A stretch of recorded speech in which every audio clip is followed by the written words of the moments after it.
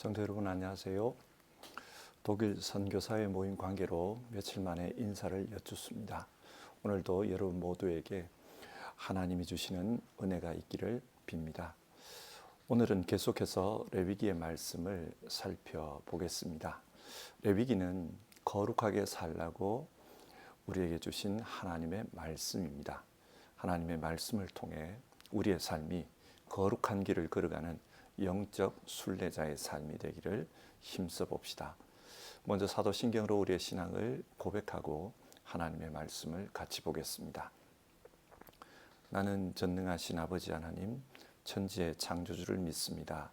나는 그의 유일하신 아들 우리 주 예수 그리스도를 믿습니다.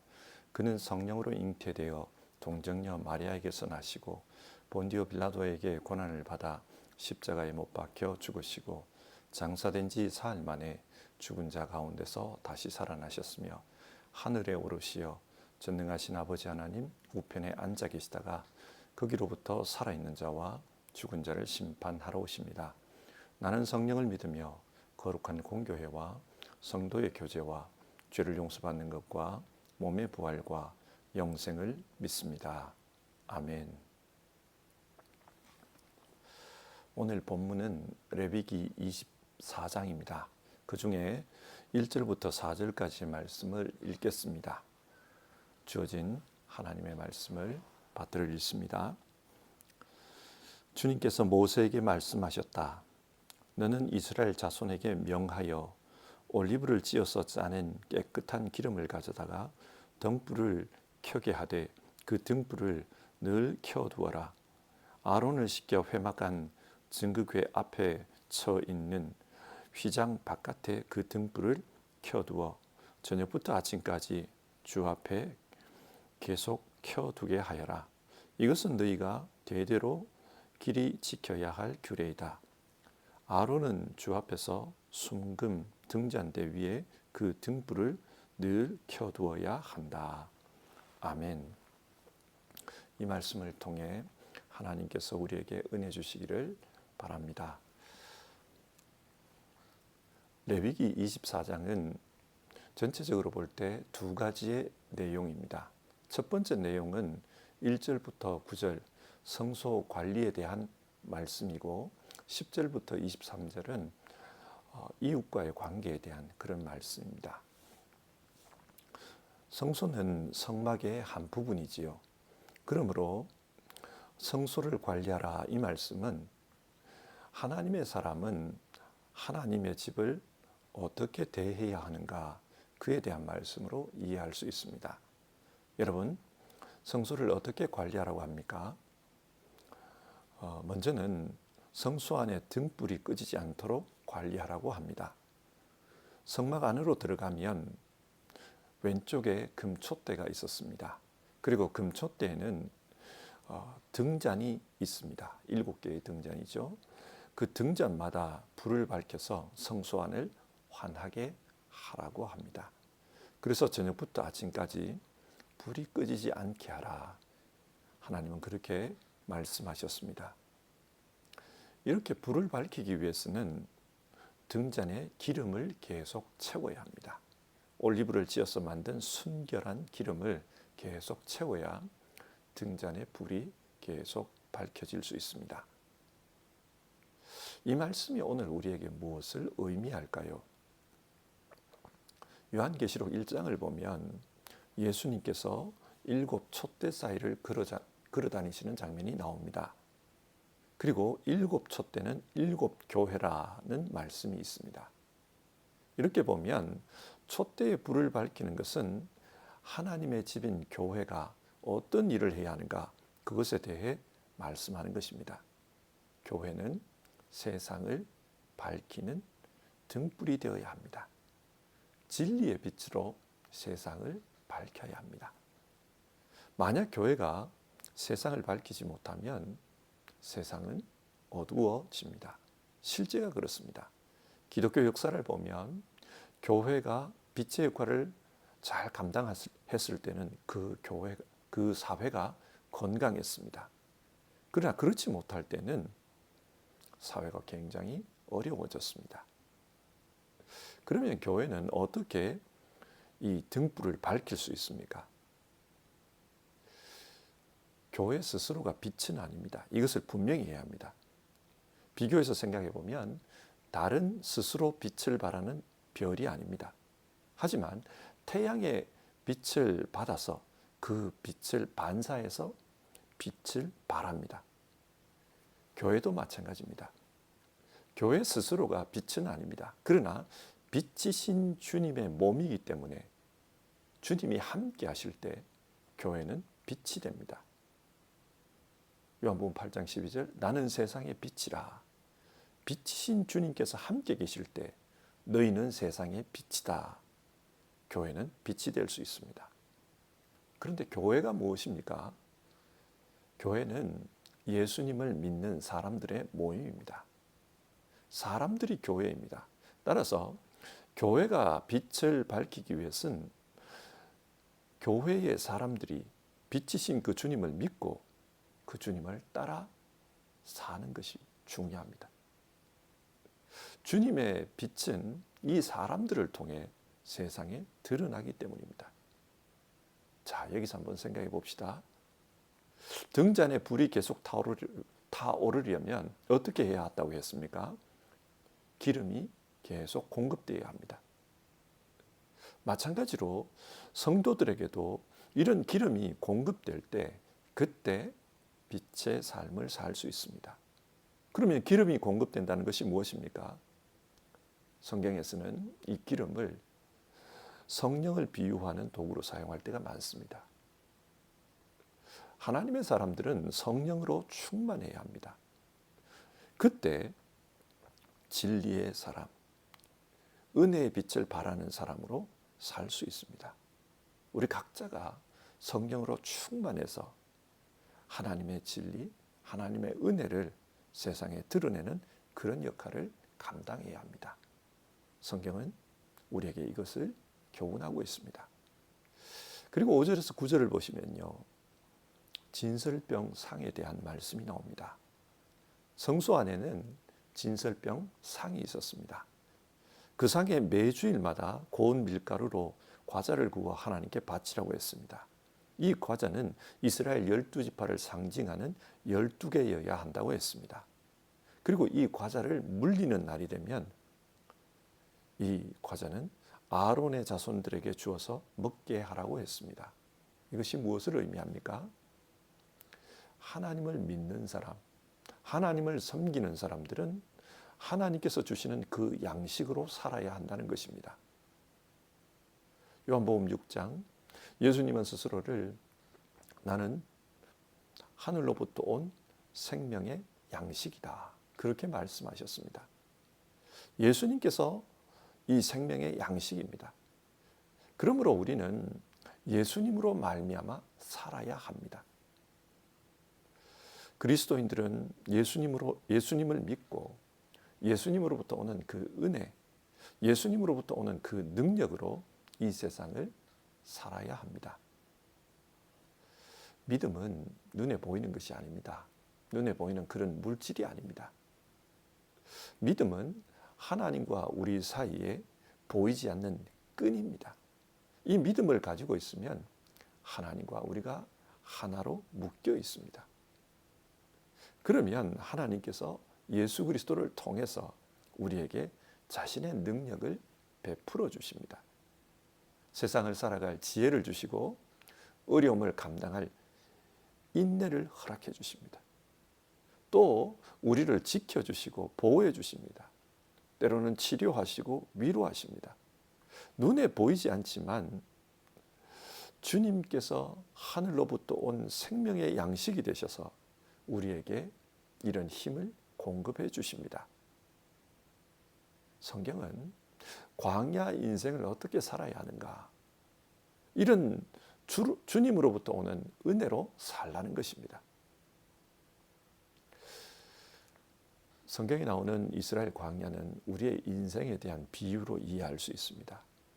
마치 이스라엘 백성이 광야를 걸어갔던 것처럼 우리 역시 인생 광야를 걸어가고 있습니다. 그리고 이 인생 광야를 걸어갈 때 어떻게 살아야 하는가? 주님의 집을 가까이 하라는 것입니다. 성소를 가까이 하라. 하나님께서는 이스라엘 백성들과 함께 계신다는 것을 성막을 통해 보여주셨습니다. 그래서 이스라엘 백성들이 거주하는 그 거주지의 중심에 성막을 세우라고 하셨습니다. 이 하나님의 집은 예수 그리스도를 가리킵니다.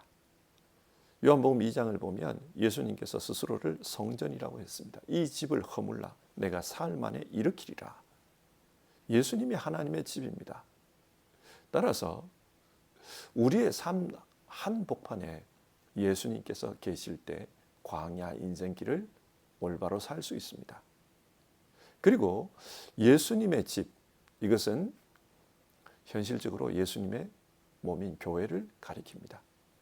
우리는 교회를 가까이 하면서 살아야 합니다. 그리고 교회를 통해서 주님으로부터 오는 진리, 또 주님으로부터 공급되는 그 양식을 먹으며 살아야 합니다. 그러는 가운데 광야를 걸어가라는 것입니다. 성도 여러분, 저도 그렇고 여러분도 그렇고 예수님으로부터 오는 이런 은혜를 우리가 사모합시다.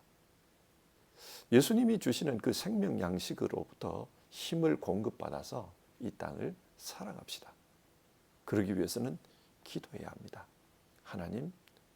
하나님의 영으로 충만하게 해주십시오. 하나님의 양식으로 오늘도 건강하게 살도록 우리를 도와주십시오. 하늘로부터는 그 하나님의 양식을 사모합니다. 우리가 이렇게 기도하며 살았으면 좋겠습니다. 그리고 10절부터 23절 레위기 24장의 두 번째 내용이 나옵니다. 하나님의 이름을 망령되이 일컫지 말라는 내용이 처음에 나옵니다. 이스라엘 자손 가운데 어머니는 이스라엘 사람이고 아버지는 이집트 사람인 한 남자가 있었다고 합니다. 그런데 이 사람이 무슨 일 때문인지 그 진영 가운데서 어떤 남자와 싸웠다고 합니다. 그리고 싸우면서 하나님의 이름을 모독하고 저주하는 말을 했습니다. 이 사람을 어떻게 해야 할까? 하나님의 판결을 기다렸습니다. 왜냐하면 10계명의 제3계명은 하나님의 이름을 망령되이 일컫지 말라고 했기 때문입니다. 하나님께서 판결을 내려주셨습니다. 그 판결 내용이 14절에 나오는데요. 나 주를 저주하는 말을 한 그를 너는 진 바깥으로 끌어내라. 나에게 저주하는 말을 들은 사람들이 모두 그자의 머리 위에 손을 얹은 다음에 온 회중은 그를 돌로 쳐라. 돌로 쳐서 죽이라고 했습니다. 여러분, 이것이 무엇을 말합니까? 하나님의 이름을 소중히 여겨야 합니다. 요엘서 2장 32절 누구든지 여호와의 이름을 부르는 자는 구원을 얻으리라. 하나님의 이름을 진심으로 부르면 구원을 얻는다고 했습니다. 왜 그렇습니까? 하나님의 이름을 진심으로 부르는 것, 그것이 곧 믿음이기 때문입니다. 이름이 뭡니까? 이름은 단순한 글자가 아닙니다. 여러분의 이름은 여러분의 존재를 가리킵니다. 하나님도 마찬가지입니다. 하나님의 이름은 하나님의 존재를 가리킵니다. 따라서 하나님의 이름을 부른다는 것은 하나님께 우리가 간구하는 것입니다. 어려운 일을 당했을 때 하나님의 이름을 부릅니다. 그것은 하나님 앞에 하나님 도와주십시오. 그렇게 간구하는 것입니다. 이것이 믿음입니다. 또 좋은 일이 있어서 하나님께 찬송을 드립니다. 그러면서 하나님의 이름을 높여드립니다. 이게 믿음입니다. 믿음은 하나님의 이름을 부르는 것과 연관이 있습니다. 그리고 하나님의 이름을 부르는 사람은 하나님의 편에 선 사람입니다. 하나님께 속한 사람입니다. 그렇기 때문에 하나님께 속한 사람들은 하나님의 이름을 귀하게 여기며 사는 것이 마땅합니다. 하나님의 이름을 저주하는 것, 이걸 다르게 표현하면 불신앙입니다. 하나님께 속한 사람이 아닙니다. 그런 사람에게는 죽음이 뒤따릅니다. 영적인 죽음이 뒤따른다. 오늘 성경 그걸 말씀해 줍니다. 여러분, 우리가 신앙한다는 것은 하나님의 편에 서서 사는 것입니다. 그리고 하나님의 이름을 의지하고 사는 것입니다. 그렇기 때문에 하나님의 형상인 자기 이웃, 그 이웃을 해치는 행동을 하면 안 됩니다. 그래서 17절 이하에서는 남의 생명을 해친 자에게 어떻게 해야 하는지 그것에 대해서 가르치고 있습니다. 피해를 준 만큼 똑같이 피해를 입게 해야 한다는 것입니다. 물론 이 말씀을 내가 당한 만큼 남에게 보복하며 살아라, 그렇게 이해해서는 안 됩니다. 이 말씀은 이웃이 내 몸처럼 중요하다는 것입니다. 그렇기 때문에 남을 아프게 하면 나도 아픔을 당한다는 것을 오늘 성경은 말하고 있는 겁니다. 이웃을 사랑하며 살아라, 그 말씀입니다. 자, 오늘 24장의 내용을 한번 정리해 봅시다. 광야길을 걸어가는 하나님의 백성은 어떻게 살아야 하는가?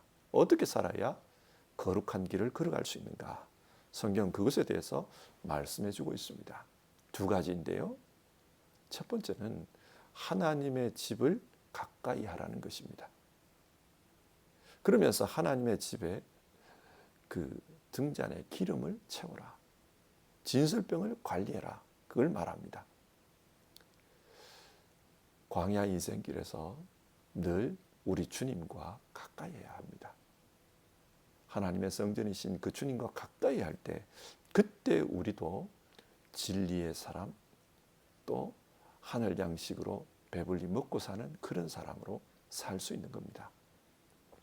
하나님의 백성은 예수 그리스도를 가까이 해야 합니다. 우리도 이 땅을 살아가면서 예수 그리스도를 가까이 하고 또 예수님의 몸인 교회를 가까이 하고 그렇게 살아가면 신령한 은혜가 우리에게 주어집니다. 여러분, 이것을 기억합시다. 세상 삶에 너무 집중해서 살다 보면 땅의 지식, 세상의 진리, 그걸 따라 살기 쉽습니다. 그러면 진리의 빛을 망각하고 살 수 있습니다. 또 육의 양식, 육의 만족에 너무 집착하다 보면은 생명의 양식을 놓치기 쉽습니다. 오늘 성경은 우리에게 예수 그리스도를 가까이 해라. 그래서 진리의 빛, 영혼의 양식으로 충만한 그런 삶을 살아라. 우리의 그것을 말하고 있습니다. 또 하나님과의 관계를 이웃과의 관계에 잘 적용하며 살라고 합니다. 믿는 사람들은 하나님의 이름을 부르는 사람입니다. 하나님의 편에 선 사람입니다. 그래서 하나님의 이름을 부르며 하나님을 영화롭게 하는 삶을 살지요. 이것이 믿음입니다. 그리고 믿음의 삶을 그렇게 사는 사람들은 하나님의 형상인 자기 이웃을 사랑하며 살라. 우리에게 그것을 말합니다. 하나님 사랑을 이웃 사랑으로 연결해야 한다는 것입니다. 그럴 때 우리는 세상에서 빛된 삶을 살 수 있습니다. 오늘 하루도 우리의 주변을 한번 돌아봅시다. 그리고 어려움 가운데 있는 분들, 또 도움이 필요한 분들, 그분들을 위해 기도하고 또 함께 도우며 살아가는 우리 모두가 되었으면 좋겠습니다. 하나님께서 그것을 원하십니다. 광야 인생길을 가는 사람들은 어떻게 살아야 하는가? 예수 그리스도를 자기 삶의 중심에 모시고 주님으로부터 오는 은혜를 덧입어 살으려고 합니다. 그 주님의 몸인 교회를 가까이 하고 그렇게 살아갑시다. 그리고 교회 안에서 이웃을 사랑하면서 그렇게 살아갑시다. 그러면 하나님께서 이 땅에서의 우리의 삶이 거룩한 길 걸어가도록 그렇게 하실 것입니다. 오늘 하루도 주님 말씀 생각하면서 이 말씀에 응답하며 사는 우리 모두 되기를 바랍니다. 같이 기도하겠습니다. 하나님, 오늘도 하나님 사랑, 이웃 사랑으로 사는 우리 모두 되게 하옵소서. 하나님 사랑하면서 정말 하나님을 가까이 하는 우리 모두 되게 하옵소서. 예수님이 하나님의 집이다. 그렇게 말씀 나눴습니다. 그래서 예수님을 가까이 하는 가운데 진리의 빛, 주님으로부터 오는 생명의 양식을 먹고 사는 우리 모두 되게 하옵소서. 그리고 이 땅에서 현실적으로는 주님의 몸인 교회를 가까이 해야 합니다. 교회를 가까이 하는 가운데 하나님 사랑을 이웃 사랑으로 실천해가는 우리 모두 되게 하여 주시옵소서. 하나님을 높여드리는 만큼 이웃을 귀하게 여기는 우리 모두 되게 하옵소서. 우리 성도님들 중에 건강에 어려움을 겪고 있는 이들이 있습니다. 생활에 어려움을 겪는 이들도 있고 마음에 큰 근심을 가지고 기도하는 이들도 있습니다. 주님 함께 해주시고 주님 도와주시옵소서. 우리도 함께 중보하면서 하나님 어려움을 같이 짊어질 수 있는 우리 모두 될 수 있도록 도와주시옵소서. 오늘도 주님 말씀대로 하나님 사랑, 이웃 사랑으로 살기 원하는 모든 분들 그 인생 광야길에 주님 함께 해주시고 성경을 통해 약속하신 은혜로 충만케 하여 주시옵소서. 예수님의 이름으로 기도드립니다. 아멘. 주님 가르쳐 주신 기도로 아침 예배를 마치겠습니다. 하늘에 계신 우리 아버지, 아버지의 이름을 거룩하게 하시며 아버지의 나라가 오게 하시며 아버지의 뜻이 하늘에서와 같이 땅에서도 이루어지게 하소서. 오늘 우리에게 일용할 양식을 주시고 우리가 우리에게 잘못한 사람을 용서하여 준 것 같이 우리 죄를 용서하여 주시고 우리를 시험에 빠지지 않게 하시고 악에서 구하소서. 나라와 권능과 영광이 영원히 아버지의 것입니다. 아멘.